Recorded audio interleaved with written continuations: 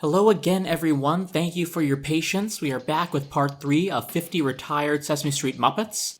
I just had a few quick things to say first.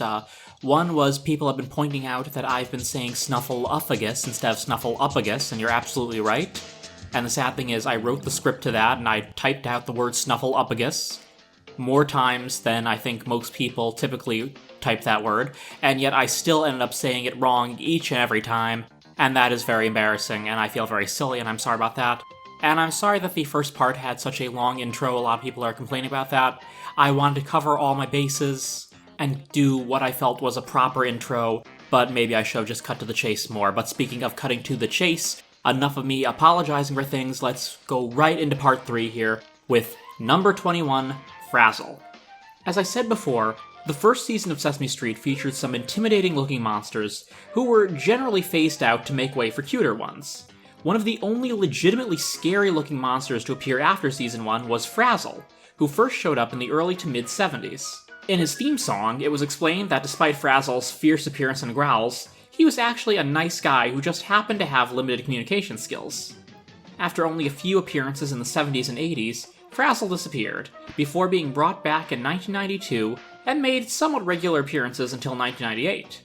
Here, his vulnerable, sensitive side was emphasized more, with Frazzle being shown to be shy around new people, easily frustrated with crayons, and frightened of the dark and Benny Rabbit's ears. Don't be frightened by his ears, Frazzle. They won't hurt you. I'm getting out of here. Oh, no, Benny. Listen, I don't even understand what he's saying, and I know he's saying something negative. Several episodes revolved around Frazzle in this era, including one where he attempted to find a way to play with baby Natasha, and one where he roped Maria and Bob into reading him a very, very repetitive book. My favorite Frazzle moment was one where he was at a sleepover and taught Big Bird and Gordon his favorite lullaby, which of course consisted of nonsense words and unintelligible growling. Oh, bloody. Oh, bloody.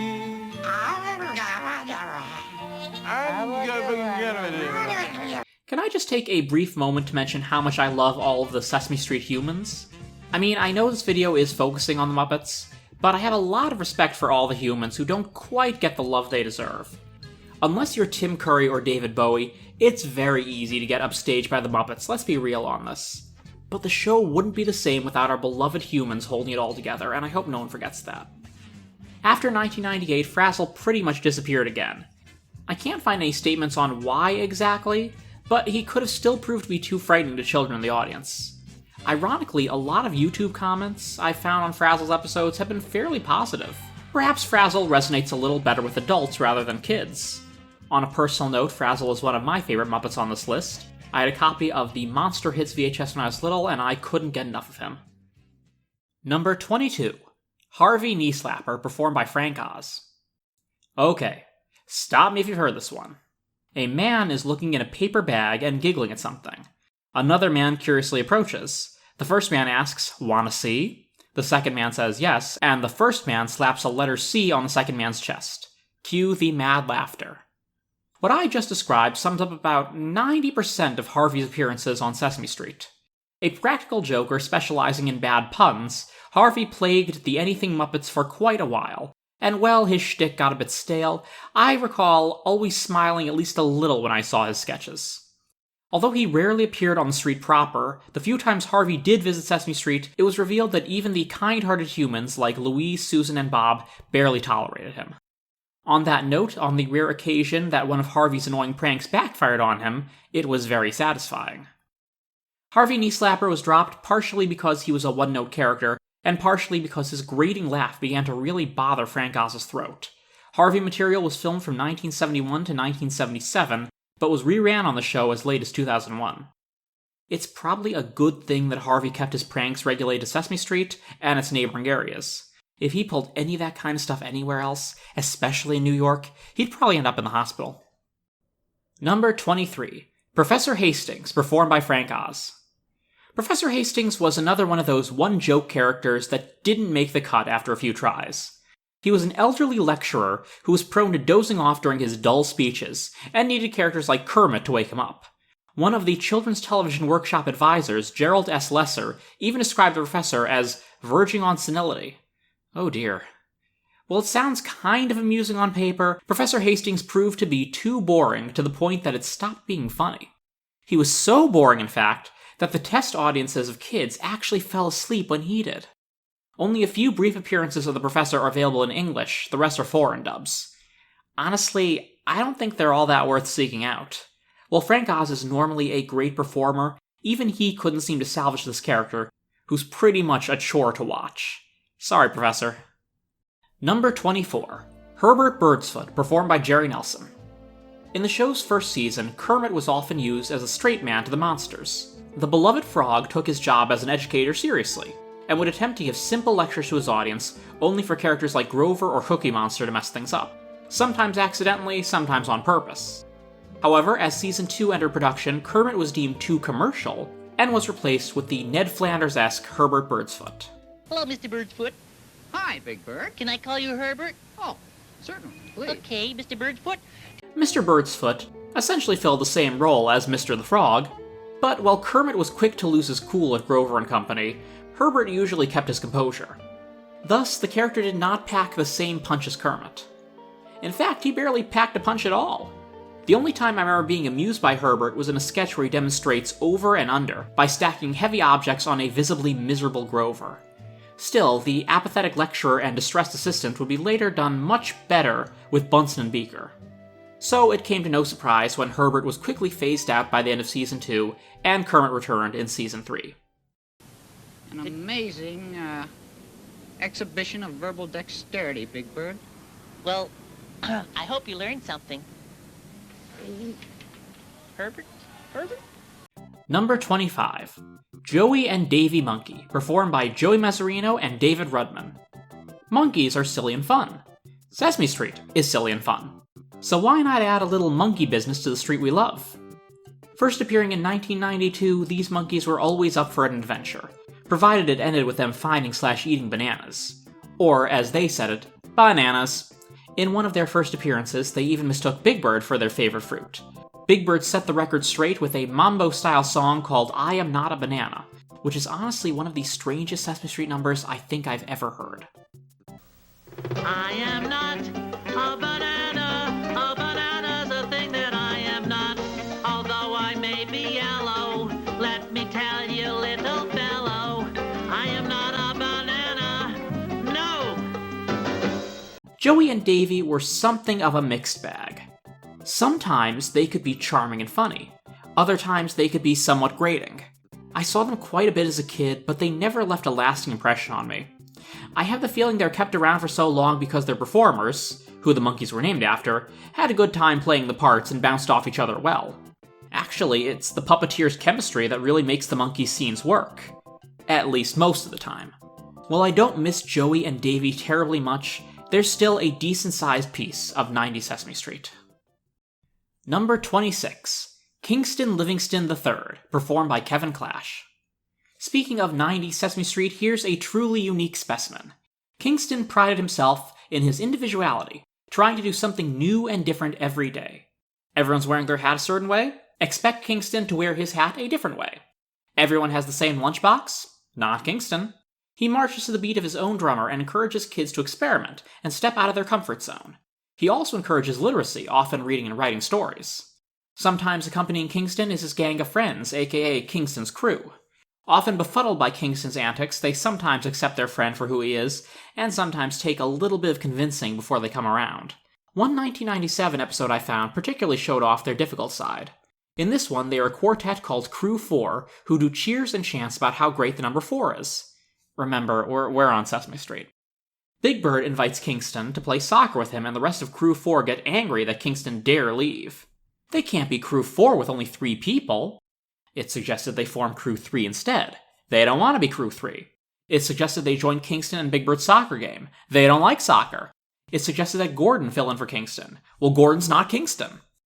Well, it's an accurate portrayal of how stubborn people can be sometimes, and every story needs a conflict. I found them in this appearance and a few others to be, dare I say it, kinda snotty.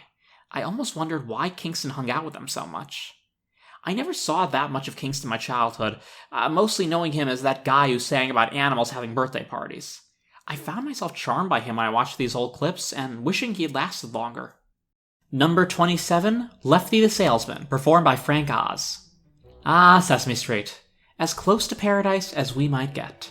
This idyllic street is truly the... Wait. Who's the shady-looking guy in the overcoat trying to sell me something? Lefty is a salesman who often sells useless items. Like the best of his kind, he's mastered the art of the sales pitch and loves to unload his junk on any patsy he can find. And more often than not, it's Ernie. His wares have included an invisible ice cream cone and a batch of air. But Lefty's not just a huckster. He also has underworld connections. Yes, you heard that right. In a few sketches we've seen Lefty with his boss, a sinister, or at least sinister for Sesame Street mobster, performed by Jerry Nelson. At least once they've stolen a golden Ann, whatever that is, and usually meet in a dark wharf area. In one sketch, a different group of criminals are going over their secret knock, and a different character named Lefty, performed by Jim Henson, can't seem to remember the fine details. This Lefty was a paranoid, jittery fellow. It made me wonder if Lefty is just a derogatory nickname for gangster assistants. New Lefty material stopped being filmed after season 6, but he appeared in reruns for years afterwards. Who knew Sesame Street had such a dark underbelly? Number 28. Leo the Party Monster, performed by Richard Hunt. A lot of Sesame Street characters are defined by their love of one certain thing. Cookies, counting, juggling, playing, even triangles, for some reason.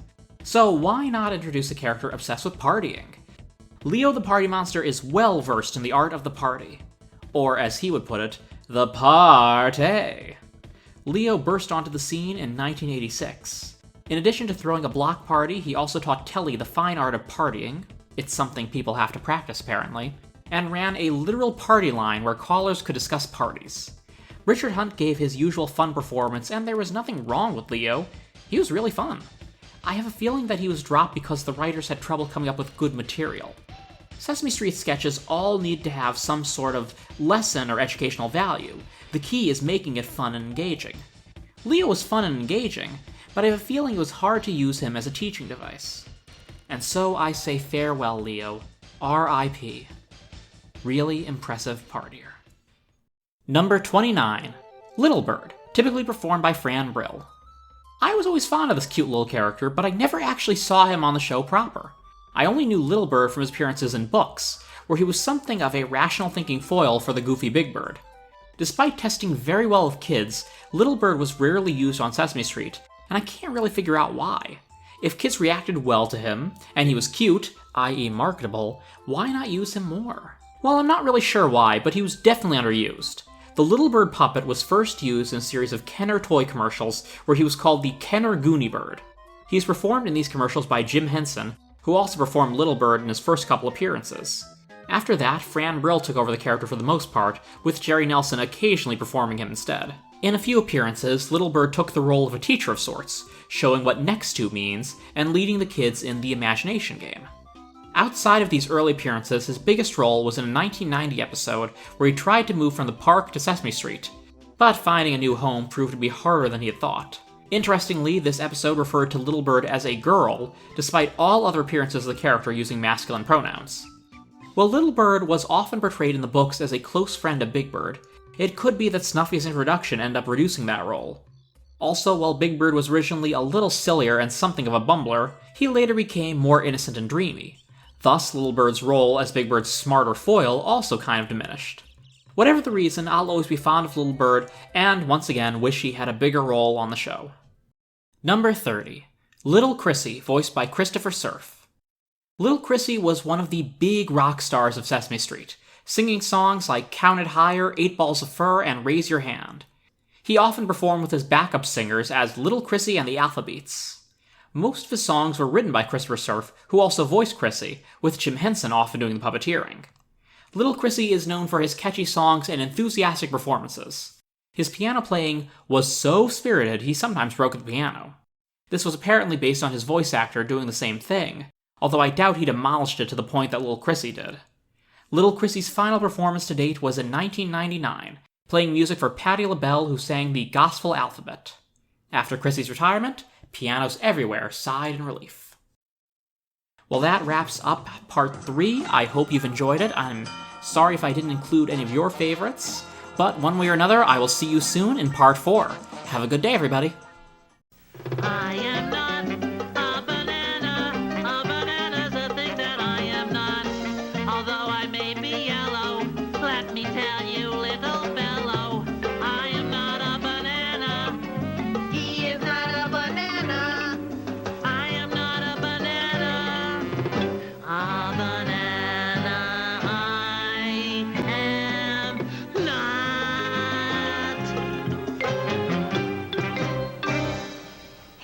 Davey. Yeah? Something tells me he is not a banana. You know, I think you're right, Joey. 1,